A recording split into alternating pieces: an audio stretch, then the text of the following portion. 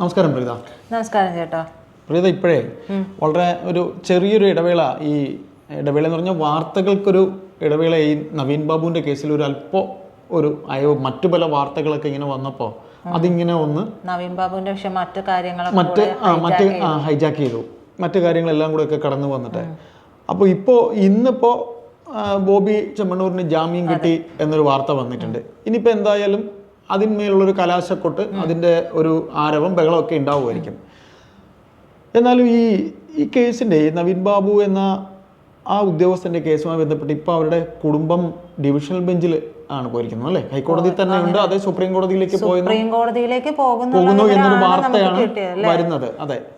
അപ്പോഴേ എനിക്കൊരു സംശയം ചോദിക്കാനുള്ളത്, ഈ നവീൻ ബാബു എന്ന ഉദ്യോഗസ്ഥൻ്റെ മരണം കണ്ണൂര് ഭാഗത്ത് കഴിഞ്ഞ ദിവസം എന്നെ നമ്മുടെ വീണാമണി വിളിച്ചിട്ടുണ്ടായിരുന്നു. സാർ, ഇപ്പോഴും അദ്ദേഹത്തിൻ്റെ മരണവുമായി ബന്ധപ്പെട്ട് അവിടെ പല സംഘടനകളും ഇങ്ങനെ ആ മരണത്തിൽ നിഗൂഢതയുണ്ട് എന്ന് തന്നെ പറയുന്നുണ്ട്. കളക്ടറെ വിടാതെ പിന്തുടരുന്ന ഒരു കൂട്ടം സംഘടനകൾ അവിടെ ഇപ്പോഴുമുണ്ട്. അപ്പോൾ നമ്മൾ ഈ കേസ് ശരിക്കും ഇങ്ങനെ തുടക്കം മുതൽ ഇതുവരെ നോക്കുമ്പോൾ കളക്ടറെ ഇതുവരെ അക്കാര്യമായ രീതിയിൽ ചോദ്യം ചെയ്തിട്ടില്ല. കളക്ടർ ആരാലോ ഒരുപാട് സംരക്ഷിക്കപ്പെടുന്നുണ്ട് ഇപ്പോഴും. അത് സർക്കാരിനാലാണോ അതേ ഇനി എങ്ങനെയാണ്? കാര്യം IAS ഉദ്യോഗസ്ഥരുടെ പ്രശ്നങ്ങൾ ഇവിടെ നിരവധി നിൽക്കുന്നുണ്ട്. IASകാർ തമ്മിൽ നല്ല അങ്ങോട്ടും ഇങ്ങോട്ടും നല്ല പയറ്റ് നടക്കുന്നുണ്ട്. ചീഫ് സെക്രട്ടറിക്ക് മറുപടി കൊടുക്കാത്ത പ്രശാന്ത് IAS, അങ്ങനെയൊക്കെ വിഷയം നിൽക്കുന്നുണ്ട്. അപ്പോൾ അടുത്തങ്ങോട്ട് പ്രീത കണ്ണൂർ പോയി എന്നിങ്ങനെ പറഞ്ഞിട്ടുണ്ടായിരുന്നു. അപ്പോൾ എന്തെങ്കിലുമൊക്കെ ഈ വീണാമണി പറഞ്ഞ കാര്യം പോലെ ഈ അവിടുത്തെ സംഘടനകളൊക്കെ എങ്ങനെയാണ്? അദ്ദേഹം അവിടെ ADM ആയിരുന്നാണ്, പുതിയ ആളൊക്കെ വന്നു ADM ആയിട്ട്. എങ്ങനെ അവിടെ കണ്ണൂർ പോയപ്പോൾ, അവിടെ ഈ പറയുന്ന കളക്ടറേറ്റിലൊക്കെ പോയപ്പോൾ എങ്ങനെയാണ് അവിടുത്തെ ജീവനക്കാർ, അവിടുത്തെ ആ പ്രദേശത്തൊക്കെ അദ്ദേഹത്തിനെ മറന്നു എന്ന് തന്നെ തോന്നുന്നുണ്ടോ പൂർണ്ണമായി?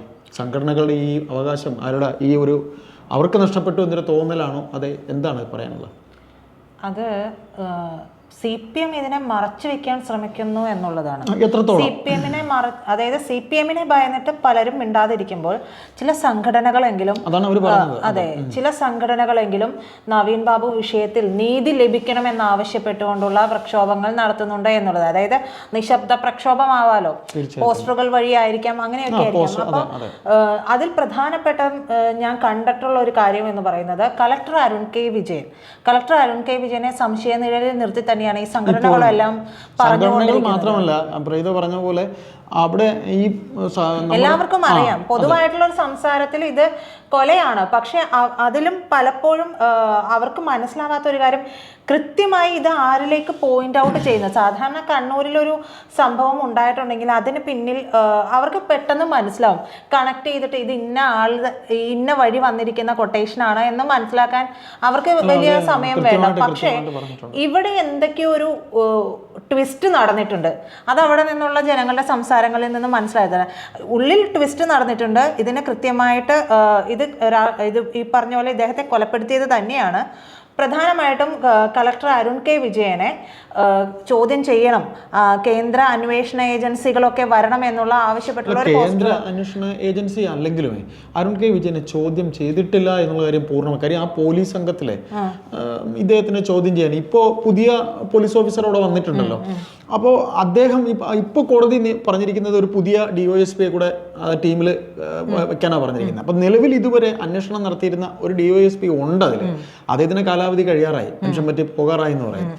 അപ്പോൾ ഇനിയിപ്പോൾ എങ്ങനെയായിരിക്കും ഇനി അദ്ദേഹത്തിനെ ചോദ്യം ചെയ്യുന്നത്? ഇനി അതെല്ലാം എങ്ങനെ പോകും എന്നുള്ള ഒരു സംഗതിയില്ലേ? നമ്മൾ എന്ന് പറയുന്നതല്ലാതെ ഇദ്ദേഹത്തിന് ഒന്നും ചെയ്യുന്നില്ലല്ലോ. പ്രക്ഷോഭങ്ങൾ നടക്കുന്നുണ്ട് എന്ന് പറയാനുള്ള കാരണം അത് നമുക്ക് നമ്മുടെ പ്രേക്ഷകരെ കാണിക്കാം. ഇതാ നോക്കൂ, കണ്ണൂർ കളക്ടർക്കെതിരെയുള്ള മനുഷ്യാവകാശ കൂട്ടായ്മ ഒട്ടിച്ചിട്ടുള്ള ഒരു പോസ്റ്ററാണ് ഇത്. കണ്ണൂരിൻ്റെ പല ഭാഗങ്ങളിലായിട്ട് ഞാൻ കണ്ട ഒരു കാര്യമാണ്. അപ്പോൾ ഇത്തരത്തിൽ ഉള്ള പോസ്റ്ററുകൾ വരുന്നുണ്ട്. അതായത് ജനങ്ങൾ ഉൾപ്പെടെ എല്ലാവരും പറയുന്നത് ഈ ഉദ്യോഗസ്ഥനെ കൃത്യമായ രീതിയിൽ തന്നെ അന്വേഷണ ഉദ്യോഗസ്ഥർ ചോദ്യം ചെയ്യണം എന്നുള്ളതാണ്. അതിൻ്റെ അർത്ഥം എന്ന് പറയുന്നത് ഈ പ്രക്ഷോഭം ഇവിടെ അവസാനിക്കുന്നില്ല. അതായത് ഇവർ ഒതുക്കാൻ ശ്രമിക്കുന്നതോറും നിശബ്ദമായിട്ടാണെങ്കിൽ ഇവർ സ്വരുക്കൂട്ടുന്നുണ്ട്. ഏതെങ്കിലും ഒരു രീതിയിൽ ഈ സംഭവത്തെ ഉണർത്തിക്കൊണ്ടുവരാൻ തന്നെ. അതായത് പല കാര്യങ്ങൾ വന്നിട്ടും ഇത് എന്താ പറയുക, താഴ്ന്നു പോകുന്നുണ്ടെങ്കിലും, പല വിഷയങ്ങൾ ഇതിനെ ഹൈജാക്ക് ചെയ്ത് പോകുന്നുണ്ടെങ്കിലും ഇതിനെ ഉയർത്തിക്കൊണ്ടുവരാൻ ഇവർ ശ്രമിക്കുന്നുണ്ട്. അതിൽ നമുക്കറിയാം, ഈ നവീൻ ബാബു മരിച്ച ശേഷം ഓടിയെത്തുന്ന ഒരു ഉദ്യോഗസ്ഥൻ എന്ന് പറയുന്നത് കളക്ടർ തന്നെയാണ്.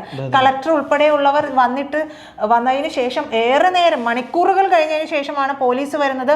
പോലീസ് വന്ന് മണിക്കൂറുകൾ കഴിഞ്ഞതിന് ശേഷമാണ് ഇൻക്വസ്റ്റ് ഉൾപ്പെടെയുള്ളവർ നടത്തുന്നത്. അപ്പോൾ കൃത്യമായൊരു പങ്ക് അരുൺ കെ വിജയന് ഉണ്ട് എന്നുള്ളത് അവിടെയുള്ളവർക്ക് കൃത്യമായി മനസ്സിലായി കഴിഞ്ഞിട്ടുണ്ട്. അല്ലെങ്കിൽ പിന്നെ ഇത്തരത്തിലൊരു പോസ്റ്ററുകളൊന്നും അവിടെ വരേണ്ട കാര്യമില്ല. പിന്നെ അവിടെയുള്ള ജനങ്ങൾക്ക് മനസ്സിലാകേണ്ടത് കൃത്യമായിട്ടും പോയിന്റ് ഔട്ട് ചെയ്ത് പറയാൻ ഒരു വിരൽ ചൂണ്ടാനായിട്ട് അവർക്ക് കഴിയുന്നില്ല എന്നുള്ളതാണ്. പക്ഷേ ഇത് കൊലപാതകമാണെന്ന് അവിടുത്തെ ജനങ്ങൾക്ക് കൃത്യമായിട്ട് അറിയാം. അല്ല, പ്രജിത നേരത്തെ പറഞ്ഞതുപോലെ അവിടുത്തെ ആൾക്കാർക്ക് ഒരു മരണം നടന്നു കഴിഞ്ഞാൽ, അല്ലെങ്കിൽ ഒരു മരണത്തിൻ്റെ സ്വഭാവം കേട്ടാൽ അവിടെ നിഷ്പക്ഷരായിട്ടുള്ള പലരും പറയും അത് ഇന്നത് തന്നെയാണ്, അതിങ്ങനെ തന്നെയാണ് നടന്നിരിക്കുന്നത് എന്ന് പറയും. കാര്യം നമുക്ക് ഒരുപാട് അനുഭവമുണ്ട്. ഈ വിഷയം ഉണ്ടായതിനു ശേഷം നമ്മൾ പാണ്ഡ്യാല ഷാജിയേട്ടനെയൊക്കെ വിളിക്കാറുണ്ട്. അപ്പോൾ അദ്ദേഹമൊക്കെ പറയുന്ന ഈ ഇങ്ങനെയുള്ള, നമ്മൾ ഒരു ചർച്ചയിൽ അത് പറഞ്ഞിട്ടുള്ളതാണ്, ഈ തൂങ്ങി മരണം എന്നൊക്കെ പറയുന്നത് അതിന് ഒരുപാട് സാധ്യതകൾ, അങ്ങനെയൊക്കെ ചെയ്യുന്ന പ്രൊഫഷണൽ ആയിട്ടുള്ള ആൾക്കാരുണ്ടെന്നൊക്കെയാണ് പറയുന്നത്. അപ്പോൾ കില്ലർ സ്ക്വാഡ് ഉണ്ടല്ലോ CPM-ന്. അതെ, അപ്പോൾ ശരിക്കും അതെ, അങ്ങനെ പറയുമ്പോഴത്തേക്ക് ശരിക്കും എന്താ പറയുക അങ്ങനെ. അപ്പോൾ ഈ പറയുന്ന പോലെ ഇദ്ദേഹത്തിനെ സംബന്ധിച്ച് ഇദ്ദേഹത്തിന് ഇപ്പോഴും ഈ ഒരു സംഘടനകൾ പറയുന്നുണ്ട് എന്നുള്ള കാര്യം ശരിയാണ്. പക്ഷേ എന്നാലും നമ്മുടെ ഒരു സംശയം, ഇപ്പോഴും ഈ പറയുന്ന അരുൺ കെ വിജയനെയോ പ്രശാന്തിനെയോ പിന്നെ ഇദ്ദേഹത്തിൻ്റെ ഡ്രൈവറായിരുന്ന ഷംസുദ്ദീനെയോ ഇവരാരെയും ഇന്നൊരു ഒരു ചെറുവിരൽ ആരും അനക്കിയിട്ടില്ല. ഈ പറയുന്ന പോലീസ് ഓഫീസർ അവിടെ പോയി ചാർജ് എടുത്തു എന്ന് പറയുന്നു. എന്തെങ്കിലും ഒരു അപ്ഡേഷൻ എവിടെയെങ്കിലും നമ്മുടെ മീഡിയയിൽ കിട്ടിയതായിട്ട് അറിവുണ്ടോ? ഈ പുതിയ ടീം സത്യത്തിൽ ഇത് സംബന്ധിച്ചിട്ടുള്ള പുതിയ അപ്ഡേഷനുകളൊന്നും വന്നില്ല എന്ന് പറയുന്നത് വളരെ ദുഃഖത്തോടു കൂടി തന്നെയാണ്. അതിനുശേഷം വന്നിട്ടുള്ളത് അൻവറിന്റെ വിഷയമായിരുന്നു. അൻവറിന്റെ വിഷയം കത്തി നിന്ന് അതിനുശേഷം പൊടുന്നനെ തന്നെ ഹണി റോസിന്റെ വിഷയം വരുന്നു, ബോച്ചയുടെ അറസ്റ്റ് വരുന്നു, ഇന്നിപ്പോ ജാമ്യം കിട്ടിയിട്ടുണ്ട്. എന്തായാലും ഈ വിഷയങ്ങളെല്ലാം തന്നെ ഓടി നടന്നതോടുകൂടി എല്ലാ മാധ്യമങ്ങൾക്കും അതിന്റെ പിന്നാലെ പോകേണ്ട ഒരു ഉത്തരവാദിത്വം, അവരുടെ ഒരു റേറ്റിംഗും കാര്യങ്ങളും നമ്മൾ ഉൾപ്പെടെയുള്ളവരുടെ ഒരു കാര്യമാണ്. അപ്പോൾ നമ്മൾ അത് കുറച്ച് പിന്നോട്ട് വെച്ചു. പിന്നെ നവീൻ ബാബുവിന്റെ കുടുംബത്തിന്റെ അടുത്ത നീക്കം എന്തെന്നറിയാതെ മറ്റൊരു കാര്യങ്ങളും നമുക്ക് പറയാൻ കഴിയില്ല. സുപ്രീം കോടതി പോകുന്നു എന്ന് പറയുന്നു. അതുപോലെ തന്നെ അവരെന്തായാലും പോരാട്ടം നിർത്താനുള്ള സാധ്യതയില്ല. അവർ ഇവരെ ഭയന്നിട്ട് എന്തായാലും പോരാട്ടം ഒരിക്കലും CPM-നെ ഭയന്നോ അല്ലെങ്കിൽ സർക്കാരിനെ ഭയന്നോ അവരിതൊന്നും മാറ്റിവെക്കാനുള്ള സാധ്യതയൊന്നുമില്ല. പക്ഷേ എനിക്ക് ഒരു കാര്യം മനസ്സിലായത്, ഞാൻ ചോദിച്ചത് ഈ കേസ് അന്വേഷണം പുതിയൊരു പോലീസ് ഓഫീസർ വന്നു എന്ന് പറയുന്നത് DIG ആണ്. DIG വന്നു, യതീഷ് ചന്ദ്രയാണ്. യതീഷ് ചന്ദ്ര വന്നു എങ്കിൽ പോലും ഇതിന്റെ മേൽനോട്ടം വഹിക്കണം എന്നുള്ളതാണ് പറഞ്ഞിട്ടുള്ളതെന്നാണ് മനസ്സിലാക്കുന്നത്. പക്ഷെ ഇതിന്റെ റിപ്പോർട്ടുകളൊക്കെ നോക്കി മനസ്സിലാക്കി കഴിഞ്ഞതിന് ശേഷം മാത്രമല്ലേ ചെയ്യാൻ പറ്റുള്ളൂ. പറഞ്ഞല്ലേ, നമ്മളെല്ലാവരും ഇവിടെ ആകാംക്ഷയോടെ ഇരുന്നത് കൗസർ അടുപ്പത്തിന്റെ വിധി വരുമ്പോൾ SIT-യെ വിമർശിക്കും എന്നൊക്കെയാണ് നമ്മൾ. അപ്പൊ നമ്മളിവിടെ അറിയുന്നത് മറ്റേ ഡോക്ടറുടെ റിപ്പോർട്ട്, അതായത് പോസ്റ്റ്മോർട്ടം റിപ്പോർട്ട്, അത് ആന്തരിക അവയവങ്ങളുടെ പരിശോധനാ ഫലം, പിന്നെ ഇങ്ങനെ കുറെ കാര്യങ്ങളുണ്ടായിരുന്നു. അതെല്ലാം കിട്ടിക്കഴിഞ്ഞല്ലേ, അതെല്ലാം എഴുതി. പക്ഷെ അതിലൊരു നീക്കം ഉണ്ടായിട്ടില്ല. നമ്മൾ ആരെങ്കിലും പ്രതീക്ഷിച്ച ഒരു വിധിയാണോ? നമുക്ക് അംഗീകരിക്കാൻ പറ്റുന്ന ഒരു വിധിയല്ല. ഒരിക്കലും കോടതിയെ നമ്മൾ വിമർശിക്കാൻ പാടില്ല. പക്ഷെ പൊതുജനങ്ങൾക്ക് സത്യവും നീതിയും പുലരണമെന്ന് ആഗ്രഹിക്കുന്നവർക്ക് അംഗീകരിക്കാൻ കഴിയുന്ന ഒരു വിധി. ശരിക്കും പറഞ്ഞാല് ഈ ഒരു ടോപ്പിക്ക് നമ്മൾ ബോധപൂർവം എടുത്തത് തന്നെയാണ്. കാര്യം എന്ന് വെച്ചാൽ ഇങ്ങനെ ഈ ഒരു നീണ്ട സമയത്തിനിടയിൽ ഈ ഒരു സമയത്തിനിടയിൽ സാമൂഹ്യ മാധ്യമങ്ങൾ അല്ലെങ്കിൽ മാധ്യമങ്ങൾ ഇതിൻ്റെ ഒരു ആ ഒരു ശ്രദ്ധ നിലനിർത്തണം എന്നുള്ളത് ഒരു ആവശ്യം കൂടിയാണ്. അതുകൊണ്ട് തന്നെയാണ് നമ്മൾ ഈ ഒരു പോസ്റ്റർ കണ്ടെങ്കിൽ ആ പോസ്റ്ററിൽ വെച്ചിട്ട് നമുക്ക് സംസാരിക്കാനുണ്ടെന്ന് നമ്മൾ ഇവിടെ പറയുന്നത്. എന്തായാലും ഇതിൽ ഈ പോസ്റ്റർ കണ്ടപ്പോൾ ഞാൻ പെട്ടെന്ന് സ്റ്റക്കായി. കാരണം ഈ വിഷയം അവരുടെ മനസ്സിൽ നിന്നും മാഞ്ഞിട്ടില്ല എന്നുള്ളത് ഒരു വ്യക്തമാവുന്ന ഒരു കാര്യം.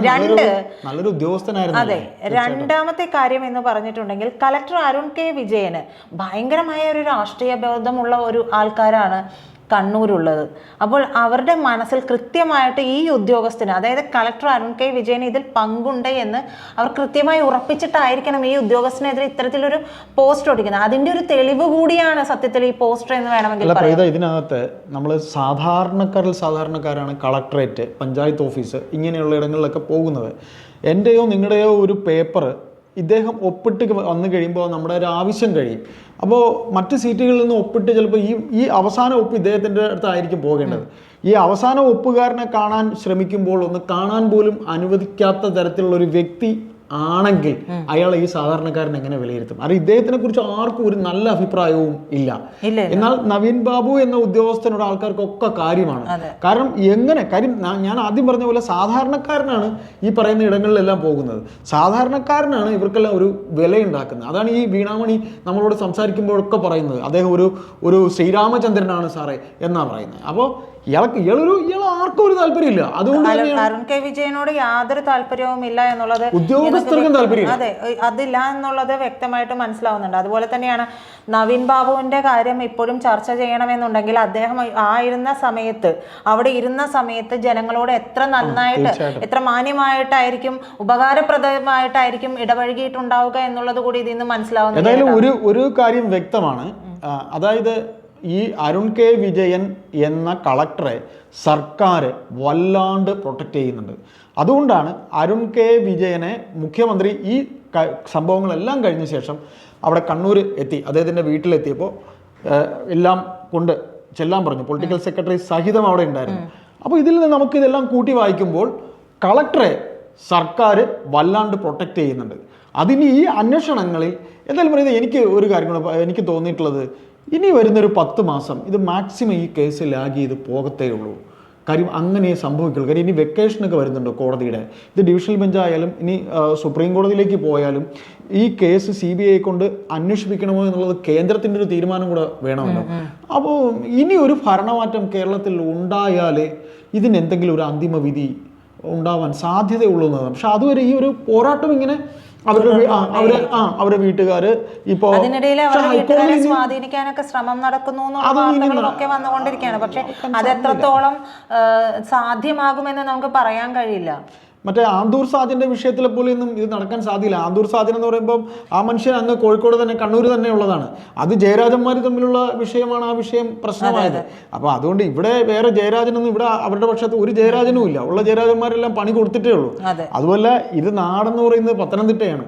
ഉദ്യോഗസ്ഥയായ ഒരു ഭാര്യ, തലയ്ക്കകത്ത് വിവരവും ബോധമുള്ള ബ്രദേഴ്സ്, ഒരു വലിയ കുടുംബം, ഒരിക്കലും ഒരു കള്ളത്തരത്തിലും വീഴാനുള്ള ഒരു ചെപ്പടി വിദ്യയിലും വീഴാനുള്ള സാധ്യതയില്ല.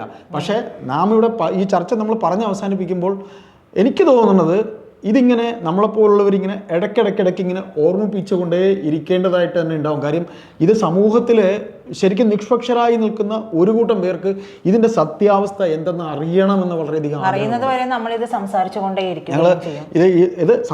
കൊണ്ടേയിരിക്കും. കേൾക്കുന്നവർ ഇതെന്താ പറഞ്ഞു നിർത്തിയില്ലേ എന്ന് ചോദിച്ചിരുന്നാലും ചോദിക്കേണ്ടത് നമ്മുടെ മീഡിയ പോലെ തന്നെ പല മീഡിയകളും അവരുടെ ഒരു ആവശ്യമായി കണ്ടുകൊണ്ട് ചെയ്യുകയാണ്. അതുകൊണ്ട് ഈ എപ്പിസോഡ് ഇതിൻ്റെ ഒരു വീണ്ടും ഓർമ്മപ്പെടുത്തലായിട്ട് കാണുക.